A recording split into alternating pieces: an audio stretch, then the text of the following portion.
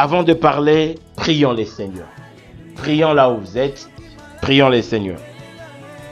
Seigneur Dieu d'Israël, Dieu d'Abraham, Dieu de Jacob, le Dieu qui ne ment jamais, le Dieu qui reste dans sa position depuis le commencement, le Dieu qui ne change pas, le Dieu qui a dit tous les hommes viendront à lui. Nous sommes là, Seigneur. Ma prière ce soir est que tu nous parles et que tu nous instruis, Seigneur.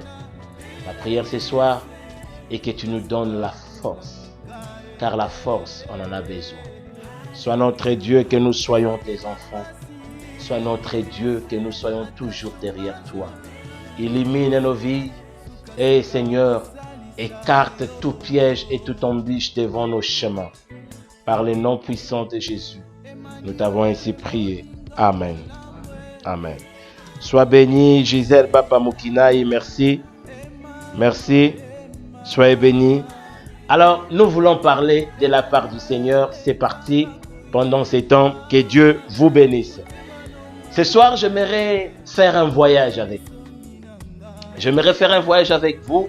Vous serez d'accord avec moi. Ça fait un bon moment. On continuait seulement à parler sur des enseignements.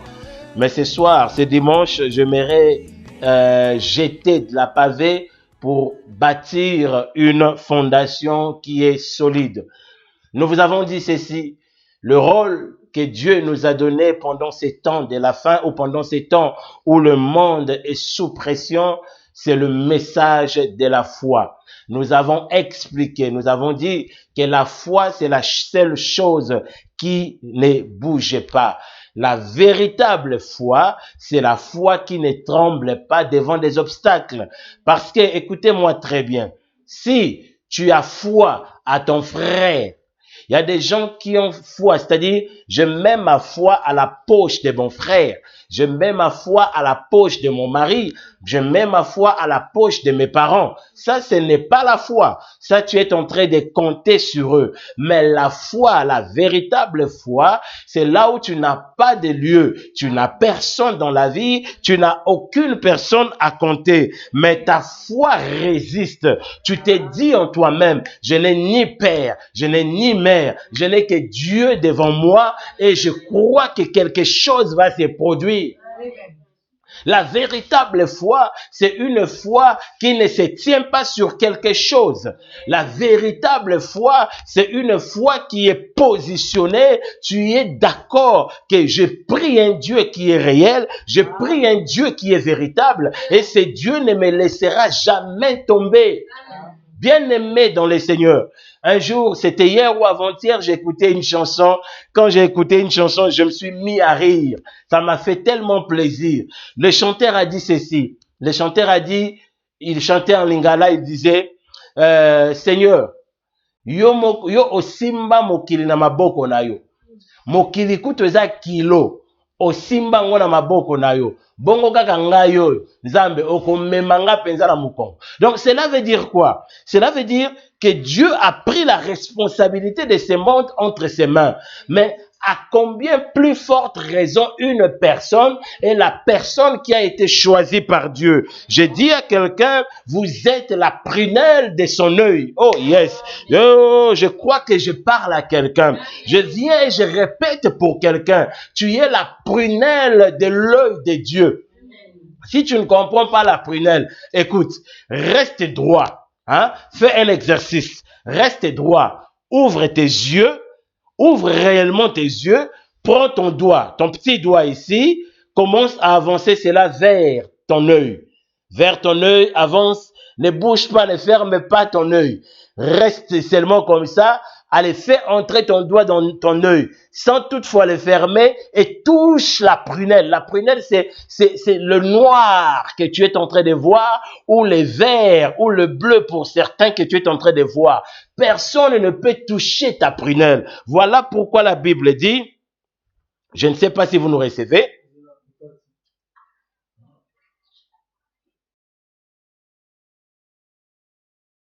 Je ne sais pas si vous nous recevez. Je ne sais pas si vous nous recevez. Voilà. Excusez-moi parce qu'il y a eu un petit souci.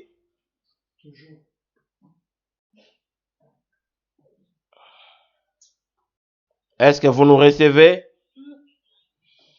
Est-ce que vous nous recevez?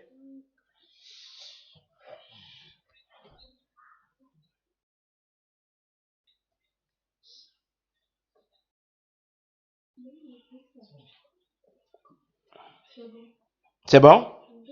Ok. Excusez-moi, il y a eu un petit souci technique. Un souci technique. Renvoyez-moi des cœurs, s'il vous plaît, parce que ça se passe comme ça avec la technique. Donc, renvoyez-moi des cœurs, aimez, aimez, aimez, aimez, aimez, pour faire circuler la vidéo. Donc, j'espère que tout va bien. J'espère que tout va bien. Alors, j'ai parlé. La prunelle, c'est la chose noire qui est dans l'œil. C'est-à-dire, personne ne peut la toucher et rester intact. Ça ne se fait jamais. Alors, Dieu dit, vous êtes la prunelle de son œil.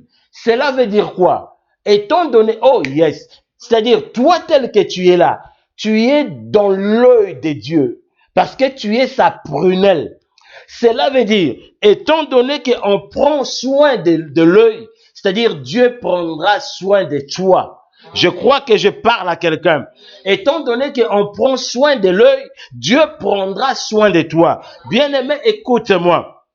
Les choses que nous sommes en train de dire, c'est pour te ramener à comprendre réellement ta position. Les choses que nous sommes en train de vous expliquer, c'est pour vous ramener à comprendre qui vous êtes et qu'est-ce que vous avez à faire sur cette terre. Tu n'es pas n'importe qui et en toi, Dieu s'est investi. Écoute-moi très bien. En toi, Dieu s'est investi et Dieu ne permettra jamais et que son investissement soit utilisé par le diable. Dieu ne permettra jamais et que son investissement soit à la gloire du diable. Dieu combattra le diable rien que pour ta vie. Voilà pourquoi il a dit, pour toi, j'effacerai les nations. Oh yes, je crois que je parle à quelqu'un. Dieu a dit, pour toi, j'effacerai les nations. Dieu pour ta vie est capable de combattre les nations pour que toi tu vives. Tu peux me dire comment? Il a fait avec Noé. Il a effacé tout le monde pour que Noé vive.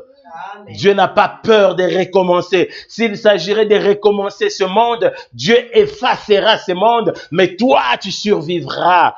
Je crois que je parle à quelqu'un. Tu es plus important. Tu es plus important que beaucoup de gens. Tu es plus important que les marabouts. Tu es plus important parce que Dieu est jaloux de toi. Dieu te conserve et tu es la prunelle de ses yeux.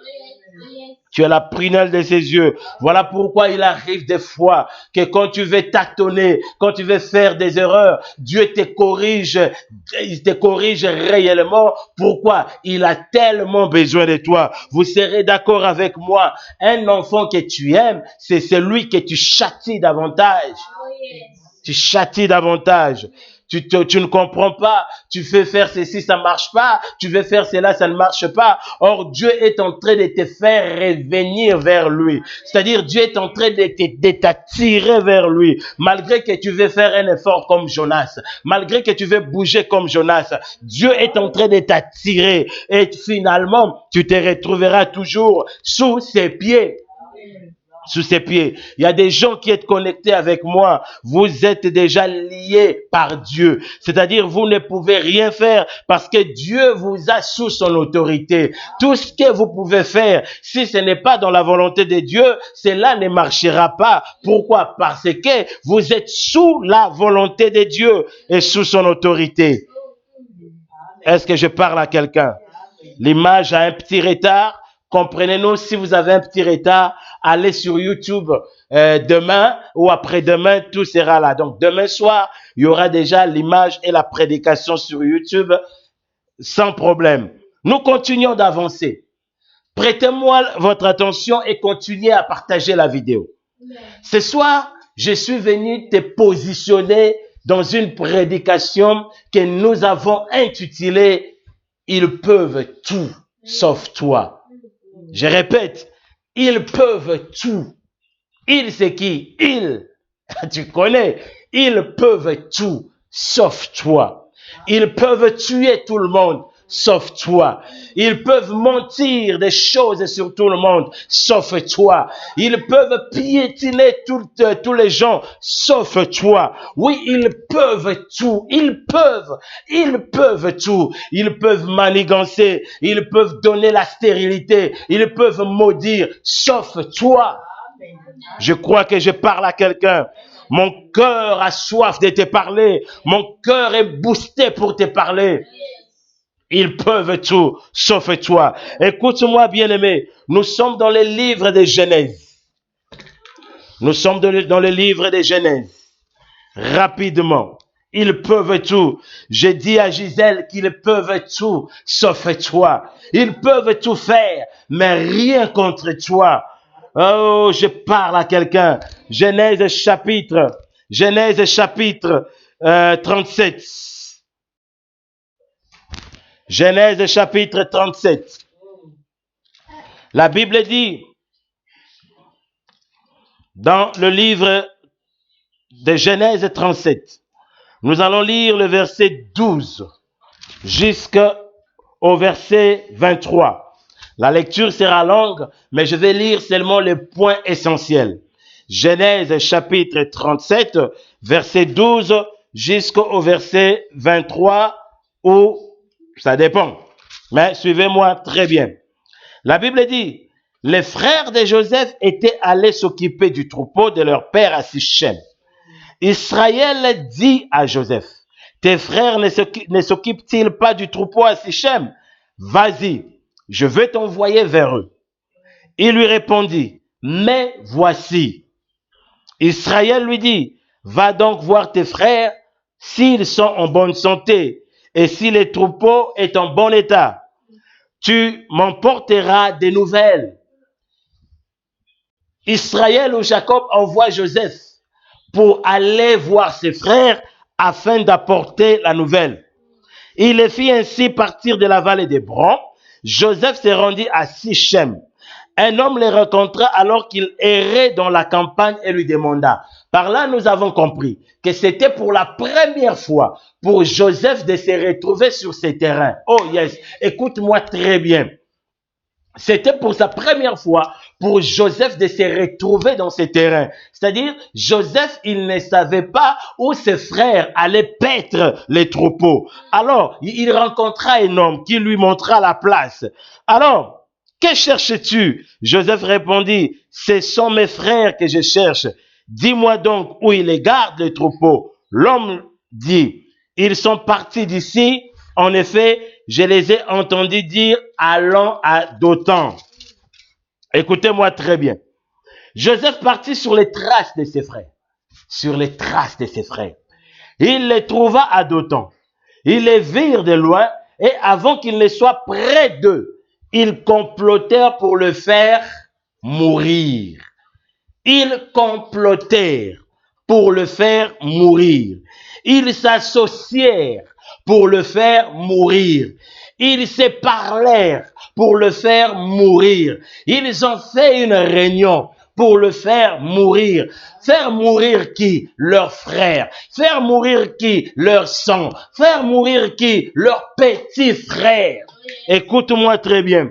La Bible dit, ils les virent de loin et avant qu'ils ne soient près d'eux, ils complétèrent pour le faire mourir. Ils se dirent l'un à l'autre, voici les rêveurs qui arrivent. Comment pourriez-vous tuer quelqu'un? Comment pourrez-vous tuer votre frère à base de ce qu'il rêve? Écoute-moi très bien ce soir.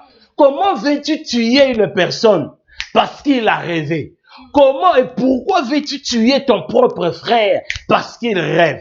Nous savons très bien qu'on n'interdit personne de rêver. Nous savons très bien que le rêve est donné à n'importe qui. Alors, Si toi tu ne rêves pas et que moi je rêve, quel est mon problème? Ce n'est pas moi qui suis rentré en esprit à tirer un rêve, mais c'est le rêve qui m'a localisé. Je parle à quelqu'un, c'est le rêve qui m'a localisé. Je n'ai pas cherché le rêve, j'étais à mon poste et je dormais et le rêve m'a localisé. Si toi tu ne rêves pas, quel est mon problème?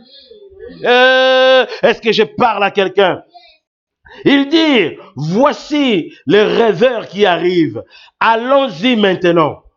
Tuons-les et jetons-les dans une citerne. À cause d'un rêve. Vous voulez tuer votre frère. Mais vous manigancez comment les jeter dans une citerne. Faire passer son cadavre inconnu. Bien-aimé dans le Seigneur, prête-moi seulement l'attention. Prête-moi ton temps. J'aimerais communiquer avec toi les choses que Dieu a déposées dans mon cœur. Et continue de partager la vidéo, s'il vous plaît. Continuons de partager la vidéo. La Bible dit, Ruben entendit cela et il les délivra de leurs mains. Je répète, allons-y, tuons-les dans une citerne. Nous dirons qu'une bête féroce l'a dévoré et nous ne verrons ce que deviendront ses rêves. Ils se complotent comment tuer leur frère et comment mentir.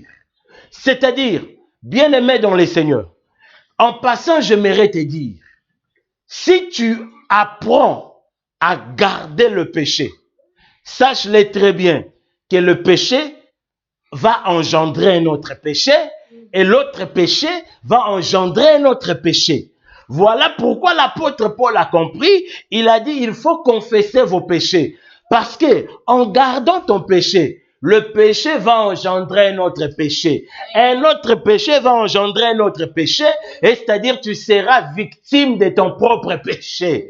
Vous allez comprendre ici. Ils ont commencé par dire tuons-les. Il faut d'abord les tuer. Après, ils commencent à dire jetons-les dans une citerne. Après, nous allons dire qu'une bête féroce l'a dévoré. Vous allez comprendre comment le péché a engendré des péchés. C'est-à-dire, en voulant pécher, en voulant dire des choses qui ne sont pas conformes, tu finiras par vivre une vie qui n'est pas conforme. Si vous ne me croyez pas, demandez aux gens qui ont menti, qui n'ont pas des enfants, comment ils vivent. Alors, bien-aimés dans le Seigneur, la Bible dit, il leur dit encore, ça c'est Ruben, entendit cela et les délivra de leurs mains. Et il dit, n'attendons pas à sa vie. Il y avait au moins une personne qui était là. N'attendons pas à sa vie. Il leur dit encore, ne versez pas les sangs. Jetez-les dans une citerne qui est dans le désert et ne portez pas la main contre lui. Ah, un jour je vous parlerai de Ruben. Je vous parlerai de la grande révélation qui est cachée derrière Ruben. Il avait l'intention de les délivrer de leurs mains pour les faire retourner vers son père. Il avait cette bonne foi. Mais comme il y avait une multitude, il ne pouvait rien faire.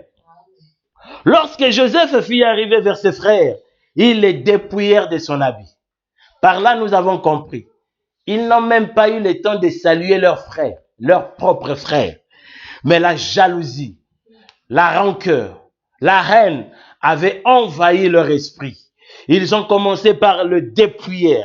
Ils ont dépouillé Joseph de l'habit de plusieurs couleurs qu'il portait. La grande erreur qu'ils avaient commise, ces jours-là, Joseph est allé voir ses frères. Alléluia. Écoutez-moi, nous allons continuer. Nous allons continuer. Prêtez-moi seulement votre attention. La plus grande erreur qu'ils ont commise, ces jours-là, Joseph est allé voir ses frères. Quand Joseph est allé voir ses frères, il avait mis sur lui un habit. Et cet habit était à plusieurs couleurs. Cet habit n'était pas n'importe quel habit, mais cet habit était un habit que le Père lui avait donné. Est-ce que je parle à quelqu'un? Ce qui se passe ici, c'est quoi? Joseph portait l'habit du père. Cela veut dire, en étant au milieu de ses frères, Joseph avait l'autorité de son père sur lui. Voilà pourquoi, Yahweh, c'est ce qui a ramené Reuben. Reuben qui était le premier-né de Jacob. Le premier-né de Jacob, quand il a vu Joseph arriver. Reuben ne voyait pas Joseph arriver, mais Reuben voyait son père arriver. Pourquoi? Parce qu'il portait l'habit et dans cet habit, il y avait Jacob. Je crois que je parle à quelqu'un. C'est ce qu'il a dit à Reuben. Chaque fois que Reuben voyait Joseph, Reuben disait non, c'est à cause de l'habit. Il était entouré de l'atmosphère paternelle. Il était entouré de l'atmosphère de son père. C'est ce qui a manifesté qu'il ne pouvait rien faire contre lui parce que son père était là. Je crois que je parle à quelqu'un. Bien-aimé dans le Seigneur, quand Joseph avançait vers ses frères, Reuben le premier-né, vous serez d'accord avec moi, Reuben a eu le mystère du premier-né. La Bible dit, Reuben a vu Joseph arriver. Il a dit, ne le tuons pas. Ne le tuons pas, pourquoi? Parce que l'habit qu'il porte, ce n'est pas lui. L'habit qu'il porte, ce n'est pas le petit Joseph, mais cet habit, c'est notre Père. Cet habit, c'est notre Père. Alors, c'est mieux de le jeter dans une citerne, mais avec l'idée de lui faire retourner vers son Père. Je crois que je parle à quelqu'un. Écoutez-moi très bien. Bien-aimé dans le Seigneur, dans le monde spirituel, il y a des choses qui se font que les yeux ne peuvent pas comprendre. Dans le monde spirituel, il y a des choses qui se passent. Les yeux ont du mal à comprendre. Joseph, c'était pour sa première fois que Joseph voyait ses frères. Il n'a jamais été là. Mais une chose est certaine, quand Joseph est arrivé, il fallait qu'il porte l'habit de son père. Et vous serez d'accord avec moi. La première des choses qu'ils ont fait, ils ont commencé par dépouiller Joseph. De quoi? Dépouiller Joseph de cet habit. Parce que Joseph ne pouvait pas tomber dans la citerne avec l'habit de Jacob. Ça serait une abomination. Je crois que je parle à quelqu'un. Mon cœur a soif de parler. Alors, bien aimé, écoutez. Il fallait qu'il dépouille Joseph de l'habit. Pourquoi? Parce que Jacob ne pouvait pas se retrouver dans la citerne. Je vais t'amener encore plus loin. Je vais booster ta foi. Pourquoi Jacob ne pouvait pas se retrouver dans la citerne? Parce que Jacob lui-même en Israël a construit un puits. Et ce puits s'appelle le puits de Jacob.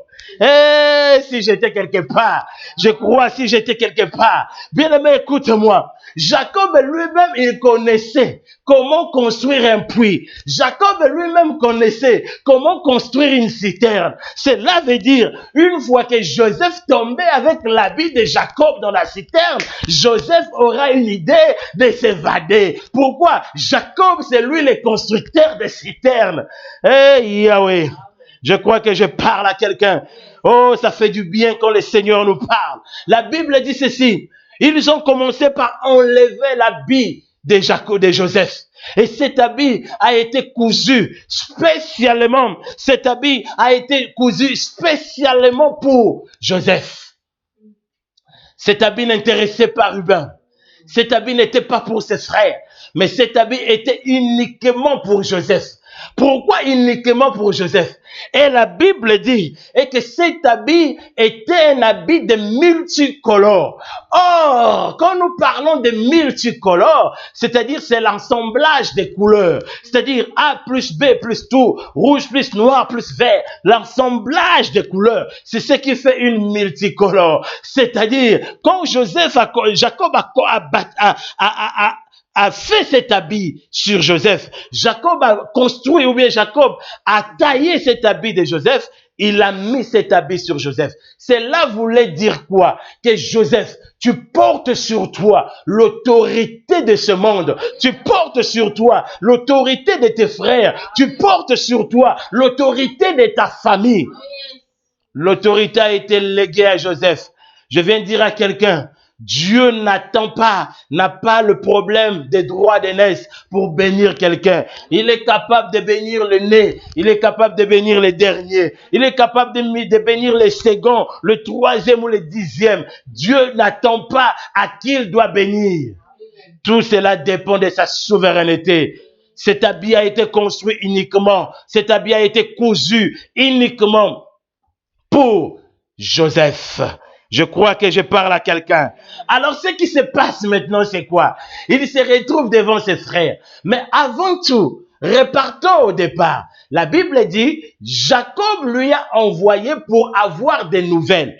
Donc, le problème ou le rôle de Joseph, c'était quoi?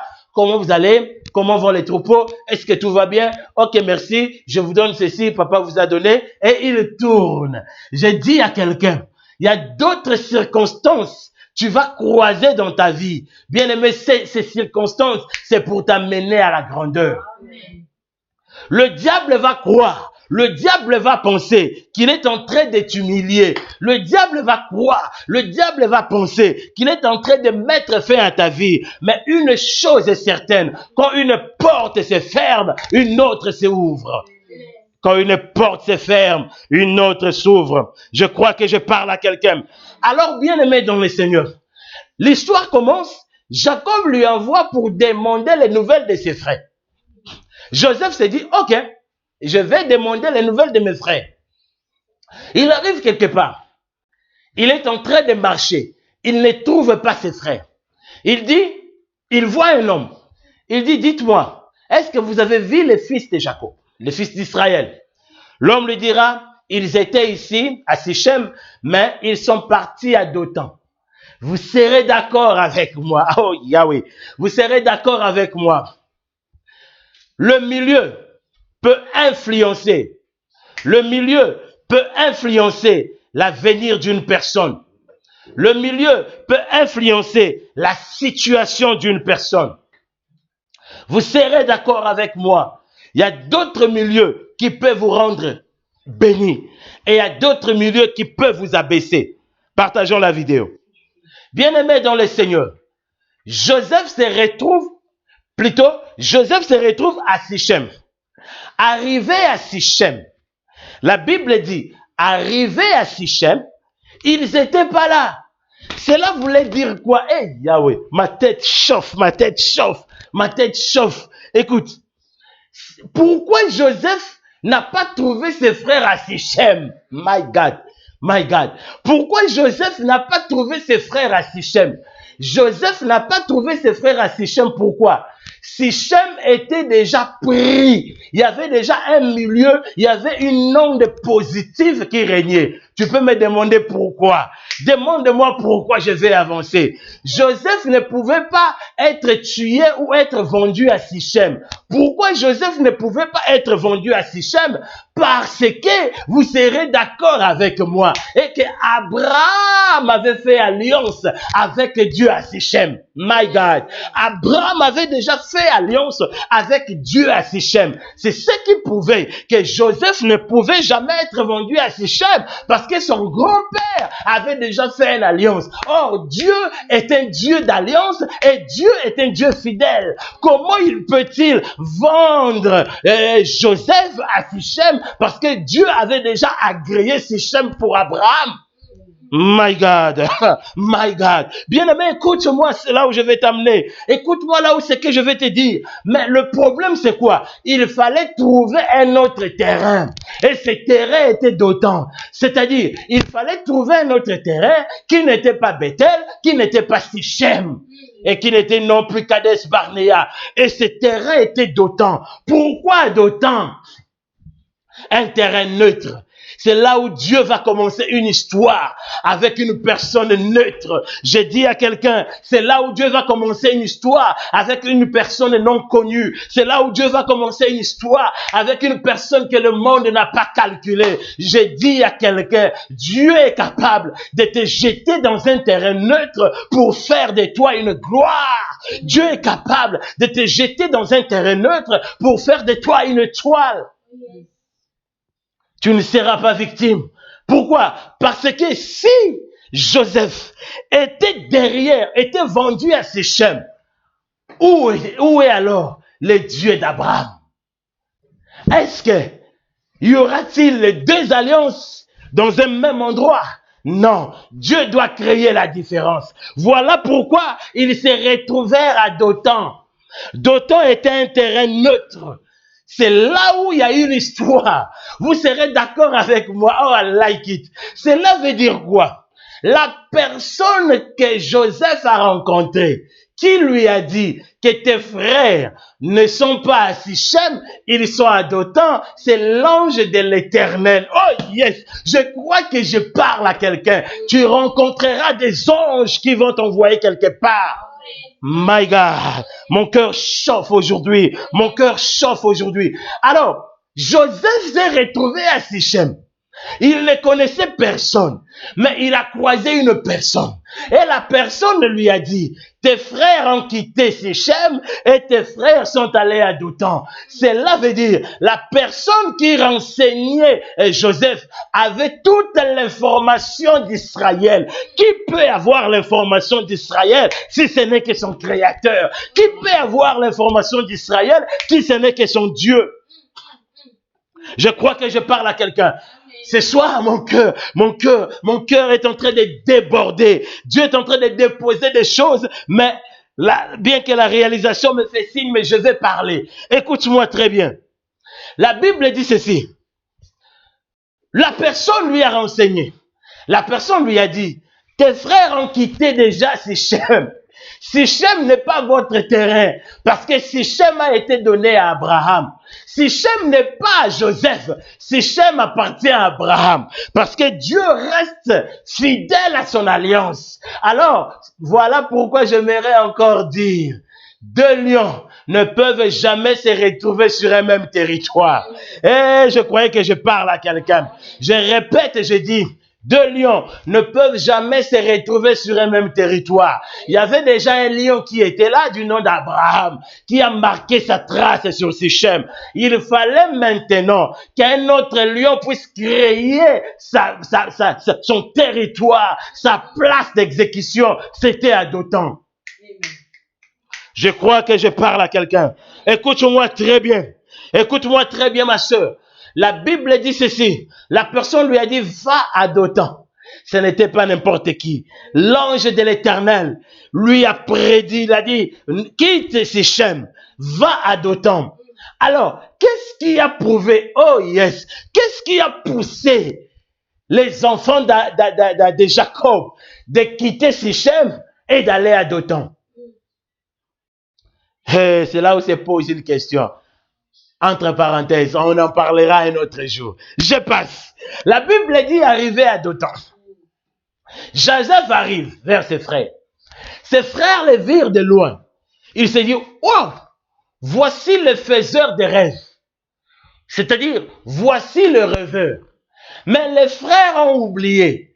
Les rêves ne s'achètent pas dans un marché. Les rêves ne se créent pas. Les rêves ne se fabriquent pas. Les rêves sont déployés à partir du ciel, qui connectent notre esprit, et notre esprit envoie des signaux à nos âmes, et nos âmes réagissent. Les frères n'ont pas connu cela.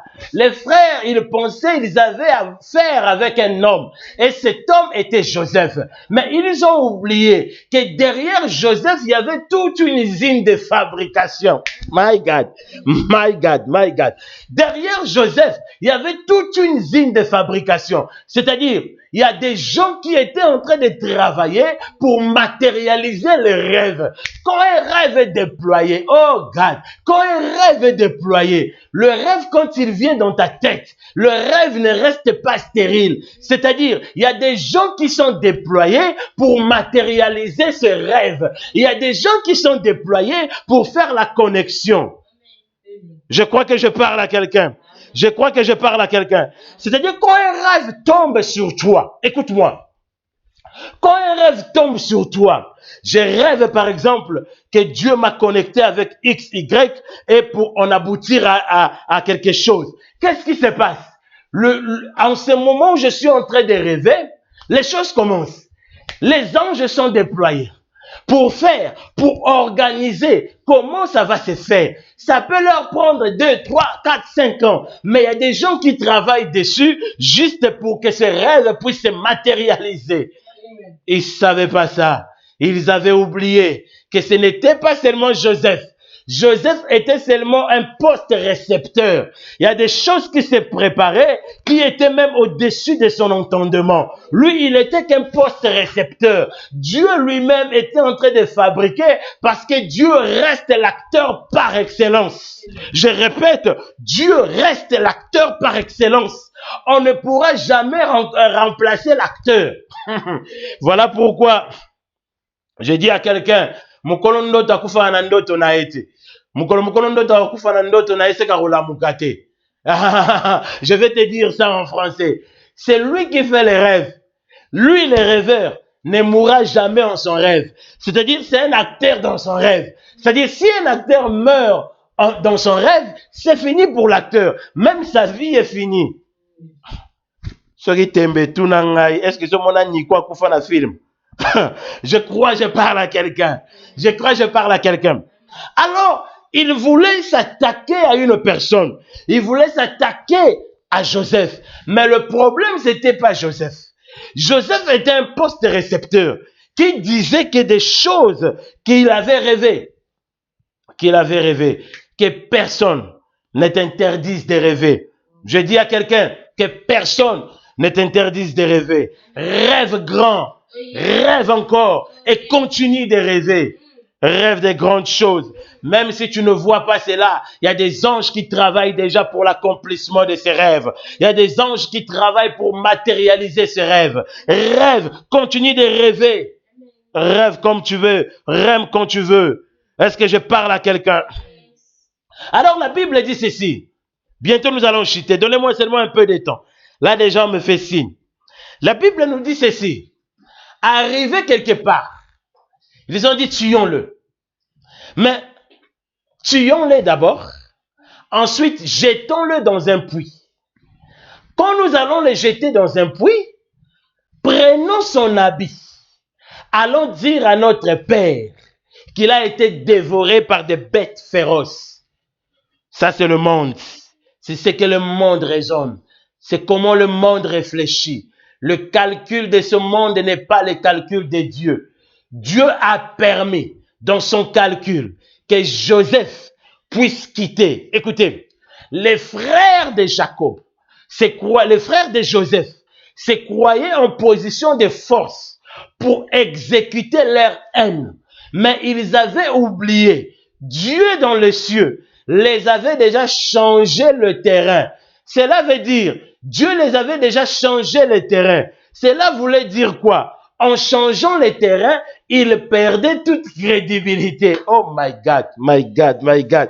Est-ce que je peux encore avancer? Est-ce que je peux encore continuer? Est-ce que je peux continuer? Ils pouvaient réussir. Les frères de Joseph pouvaient réussir s'ils avaient attaqué Joseph à Sichem. Ils pouvaient encore réussir s'ils voulaient tuer Joseph à Sichem. Mais qu'est-ce que Dieu a fait? C'est le calcul de Dieu qui surpasse tout entendement. Dieu a commencé par leur faire changer les terrains. Or, quand vous changez les terrains, vous ne maîtrisez plus les données du terrain. My God. Quand vous changez les terrains, vous êtes perdu parce que ce n'est pas votre terrain d'opération.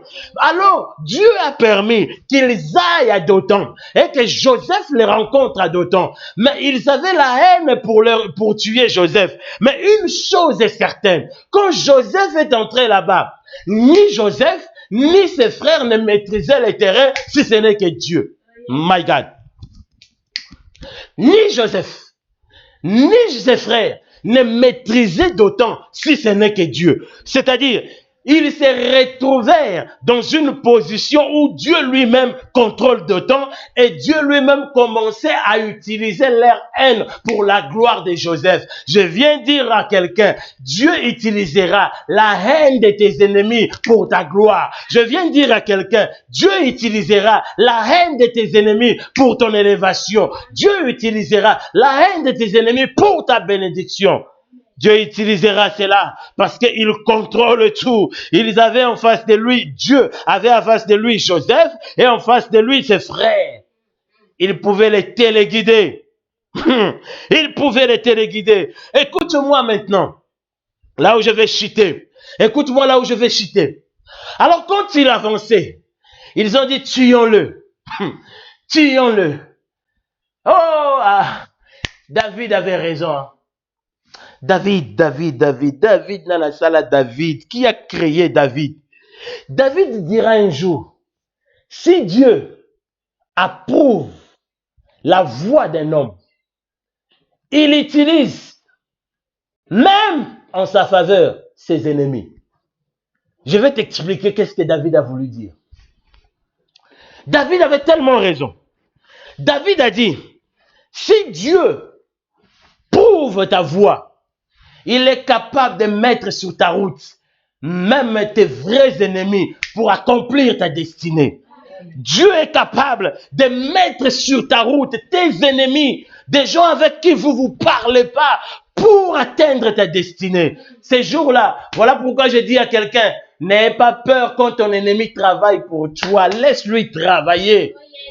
N'aie pas peur, ce n'est pas moi qui le dis. La Bible dit ceci, il dressa devant moi une table en face de mes adversaires, n'est-ce pas? Dieu a dressé, Dieu lui-même. La Bible dit que quand il a vu Joseph, il y a des choses comme ça, je me sens plus à l'aise quand je parle de ça dans notre église. Écoute, la Bible commence par dire, Dieu était là comme je disais, ses frères l'ont dit, tuons-le. Alors qu'est-ce qui se passe? Tuons-le. Ribin a écouté. Dieu est entré dans Ribin. Dieu a pris le contrôle de la pensée de la tête de Ribin. Dieu a dit à Ribin, ne tuons pas ce frère, mais gardons-le. Écoute-moi très bien. Derrière toutes les choses, la voix de Dieu t'attendra. Je dis à quelqu'un, devant la mort, n'aie pas peur. Dieu va ouvrir une porte. Même si tu es limité, tu ne sais quoi faire. Dieu va utiliser des gens avec qui tu n'avais pas confiance. Ils vont te donner la route. Ne tremble pas. Mon frère, ma soeur, ne tremble pas. Même pendant la récession qui arrive, il y a des gens qui te proposeront des bons boulots avec des bons salaires. Moi, je crois à cela. Il y a des gens qui viendront vers toi pour te proposer des bons boulots avec des bons salaires. Pas des miettes. Je dis pas des miettes, je dis des salaires.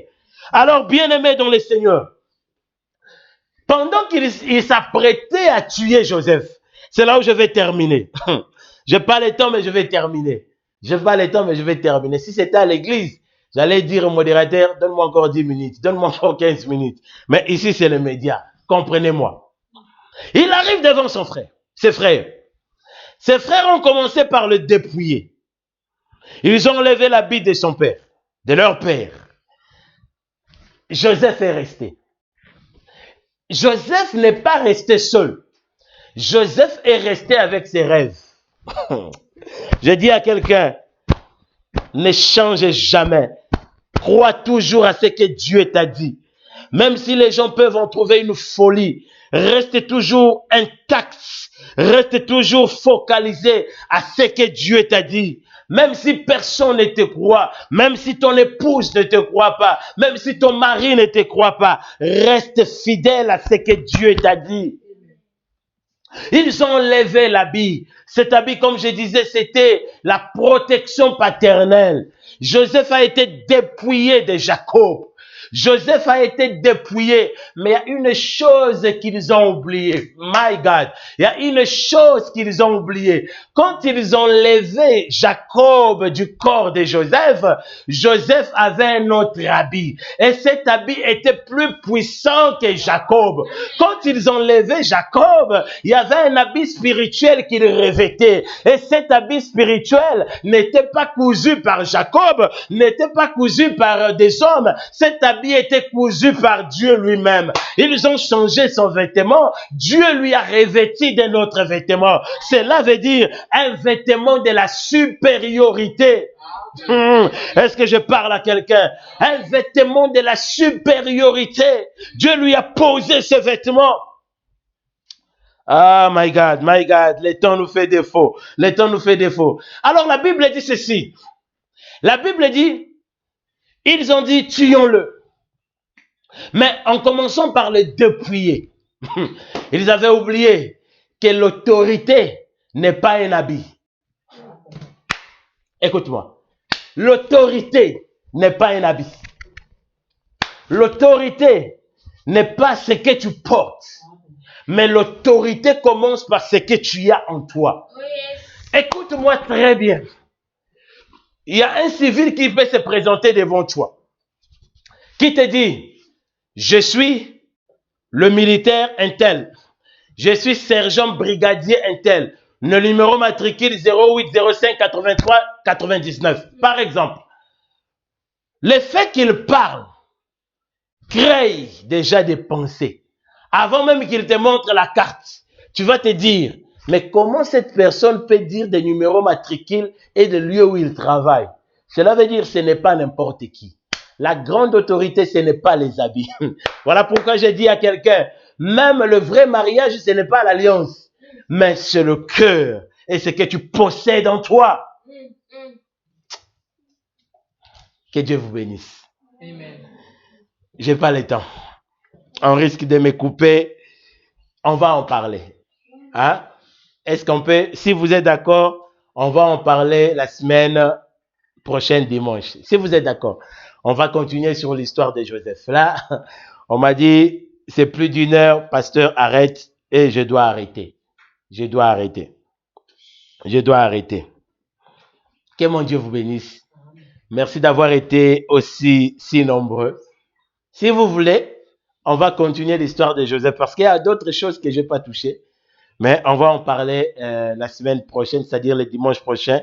Ça serait Joseph 2. Maman Luisette m'a dit, insiste, mais papa, maman, les médias m'ont fait signe, donc on risque de couper et la prédication est silitée. Donc, le dimanche prochain, on va continuer. Que mon Dieu vous bénisse. Merci d'avoir été si nombreux. Nous allons continuer. Merci Tantine Ngozi. Merci Préfina. Merci Maman Chimène Lagrâce. Merci. Merci Aubierge. Merci. Julna Costa. Merci. On dirait italienne. Sois béni. Olga Mono, merci. Joy Chris, merci. Louisette me dit, rajoute quelques minutes, please, papa. Maman, ça ne dépend pas de moi. À suivre, comme dit papa Eric, à suivre. Donc, nous allons parler comment il est tombé dans le trou, comment il a été vendu et comment son habit, l'habit du père a été ramené au père sous une autre forme. Oh Yahweh. Ils avaient encore commis une erreur en ramenant l'habit vers le père, mais en mettant le sang d'un animal. Pourquoi cette erreur? On en parlera. Hey Jésus, merci beaucoup. Merci, que Dieu vous bénisse. Que Dieu soit réellement votre Dieu. Que Dieu soit celui qui vous garde et celui qui veille sur vos vies. N'oublions pas demain l'école de Jephthé, partie 9, je crois, partie 9, si ma mémoire est bonne. Donc demain, partie 9, l'école de Jephthé, et nous allons monter tout au long de la semaine. Le vendredi, ça serait le 1er mai. C'est notre journée de prière intense pour le mois de mai et des jeûnes. Nous serons en jeûne des 6-18 heures le vendredi. Donc, préparez-vous pour faire ces jeûnes ensemble pour ce mois de mai. Et le samedi, je serai à l'écoute. Donc, j'aurai le privilège d'écouter Maman Chimène, Maman Brinette, tous les amis de Chartres, tous les amis de Paris, si vous êtes là, j'aimerais bien vous écouter le samedi. Il y aura toujours le numéro qui sera marqué. On va vous écouter. Que mon Dieu vous bénisse. Que mon Dieu vous fasse grâce. Prions le Seigneur. Je viens prier pour la semaine qui commence. Ma main levée, Seigneur, je déclare que ta bénédiction suive mes frères. Que la bénédiction suive mes sœurs. Bénis et protège-les de tout danger. Couvre leur vie et préserve leur vie de tout mal. Pendant ce moment sombre, ce moment compliqué, je prie, Seigneur, que tu leur bénisses, que tu leur protèges et que tu les gardes. Sois leur Dieu, qu'ils soient toujours tes enfants, par le nom puissant de Jésus. Amen. Merci à tout le monde d'avoir été là.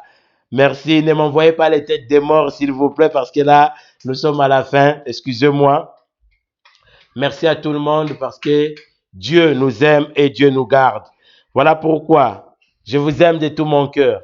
On se dit demain à 21h par la grâce de Dieu. On se dit shalom.